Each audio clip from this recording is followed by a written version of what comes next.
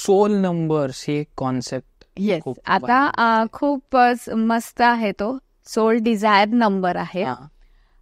तर soul desire number म्हणजे काय, तर तुमचं जे नाव आहे, आता आपण एक एक्झाम्पल घेऊया, आयुष.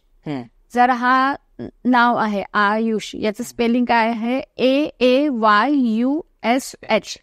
तर याच्यामध्ये वॉवल कोणकोणते आहे, सगळ्यात आधी ते सांगते की वॉवल कोणते असतात. तर AEIOU हे वॉवल्स असतात. तर याची जी व्हॅल्यूज आहेत, मी तुम्हाला रिक्वेस्ट करेल की तुम्ही ते दाखवा आपल्या स्क्रीनवर, की ए ची जी व्हॅल्यू आहे ती 1 आहे, आय ची पण 1 आहे. आता आयुष मध्ये काय आलंय, तर A देन यू. तर यू ची जी व्हॅल्यू आहे ती 6 आहे. तर आपण 1 + 1 + 6 केलं तर काय आलं आहे, 8. तर असे 1 ते 9 नंबर पर्यंत ज्यांचे जे वेगवेगळे येतात त्याप्रमाणे त्यांनी ते फॉलो केलं. जसा 8 आलेला आहे, तर 8 म्हणजे पैसा म्हणजे हा नंबर सोल डिझायर नंबर जो आहे तो कोणाला खूप उपयोगी पडतो, की बऱ्याचदा असं होतं की लोकांना आपली बर्थ डेट करेक्ट माहिती नसते, बर्थ टाइम माहिती नसतं. तर मग अशा वेळेस काय, तर नेम. तर सोल डिझायर नंबर हा नेम न्यूमरॉलॉजीचाच एक पार्ट आहे. तर तुम्ही त्याच्यात तुमच्या नावाचा, आता नाव कोणतं घ्यायचं ते पण एक आहे, की कोणी मला तर छोटू म्हणतं, कोणी म्हणते मला बबली म्हणते. तर तुमच्या डॉक्युमेंट्सवर जे नाव आहे प्रिफिक्स काढून घ्यायचे, मिस, मिसेस, डॉक्टर, इंजिनियर, वैद्य हे घ्यायचं नाही आहे. तुम्हाला तुमचं पूर्ण नाव घ्यायचं आहे. जसं मी सिंगल नाव म्हणाला तर नाव आणि सरनेम, याच्यामधले AEIOU तुम्हाला काढायचे आहेत. त्याच्यानंतर त्याची काय व्हॅल्यू येते ती बघायची आहे आणि मग त्याप्रमाणे आपण बघायचं आहे. जसं आता आपण त्यामध्ये 1 to 9 चे सोल डिझायर नंबर काय महत्व आहे ते मी तुम्हाला एक्सप्लेन करते. तर नंबर 1 जर तुमचं येत असेल, आता नंबर 1 तुम्ही म्हणाल एकच आहे, ते कसं येणार, तर 10 आलं आहे. 10 आलं म्हणजे 2 डिजिट जेव्हा पण येणार, प्रत्येक वेळेस मी सांगितलंय न्यूमरॉलॉजीमध्ये 1 to 9च बघायचं. 10 आलं म्हणजे 1 + 0 तुम्ही केलं तर 1 येणार. बरोबर. तर ज्याचं 1 आहे तर त्याला कधी हॅपीनेस मिळेल, तर त्याला जेव्हा त्याची खूप तुम्ही लिडरशिप दिली आहे, ऍप्रिशिएट केलं असं लोकांना, त्यांना ऍप्रिसिएशन खूप आवडतं. तर कोणाच्या अंडरमध्ये काम करणं यांना आवडत नाही. जर त्यांचा सोल डिझायर नंबर हा 1 आहे एखाद्याचा आणि त्याला पिऊनचं काम केलं, तो कधीच हॅपी राहणार. अशा लोकांनी मी डायरेक्टली म्हणेल की असं काम बघा की जिथे तुमचं वर्चस्व आहे. जे पॉसिबल नसेल तर अशी गोष्ट बघा, तुम्ही स्वतःच काहीतरी सुरू करा की जिथे तुम्ही स्वतःचे मालक आहात.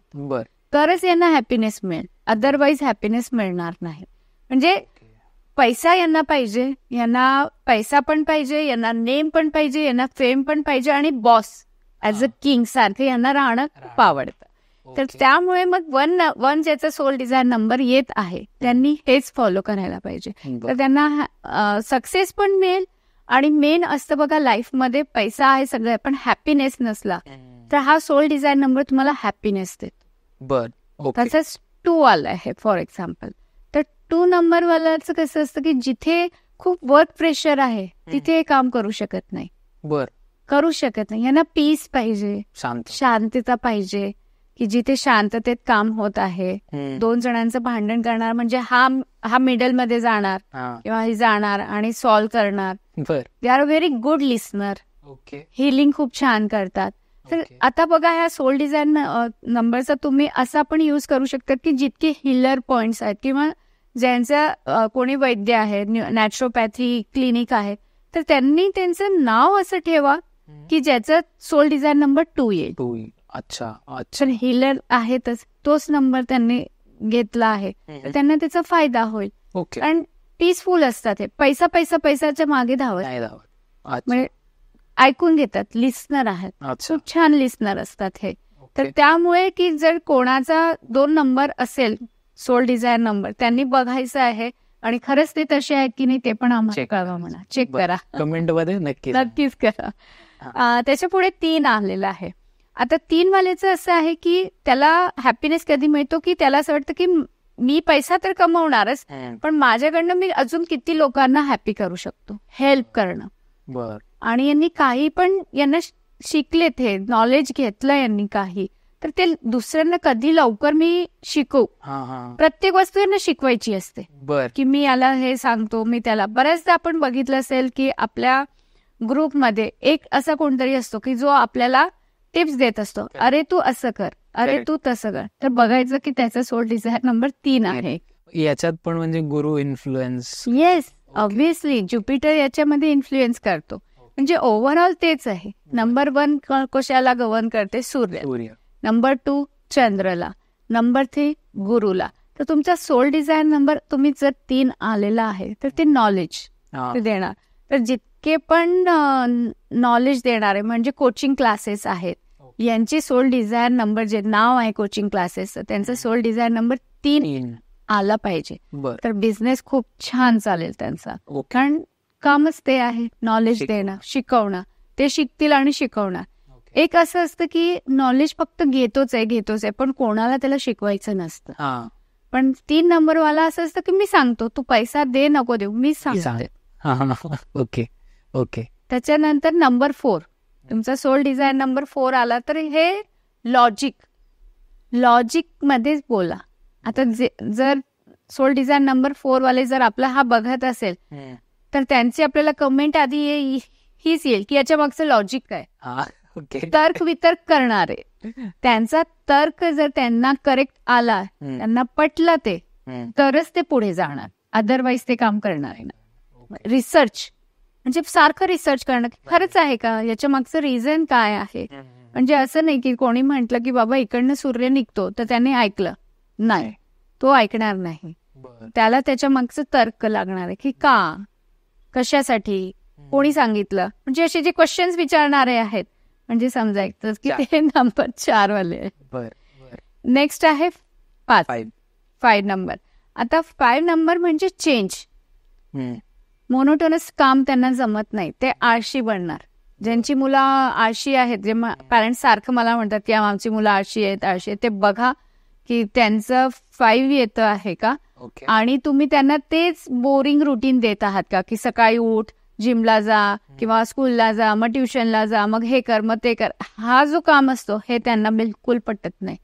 They required change. त्यांना सारखं चेंज लागतो की नवीन काहीतरी टास्क ज्याला म्हणतात, आणि ट्रॅव्हल करणं. म्हणजे जितके ट्रॅव्हलिंग ज्यांना आवडतं ना, त्यांनी मग आपला नाव म्हणा किंवा त्यांच्या फर्मचं नाव म्हणा, ट्रॅव्हलिंग वाल्यांनी त्यांचं नावामध्ये मग 5 आला पाहिजे. असं करायला पाहिजे. यांना ट्रॅव्हलिंग खूप आवडतं, त्यातल्या त्यात माउंटेनला असं ट्रेकिंग वगैरे जे करणं लोकांना खूप आवडतं. चेंजेस आवडतात, आणि जर चेंजेस नसेल, बोरिंग लाईफ असेल, ते आळशी बनतात. मग त्यांना आपण काही करू नाही शकत. देन आहे 6 म्हणजे फॅमिली पर्सन.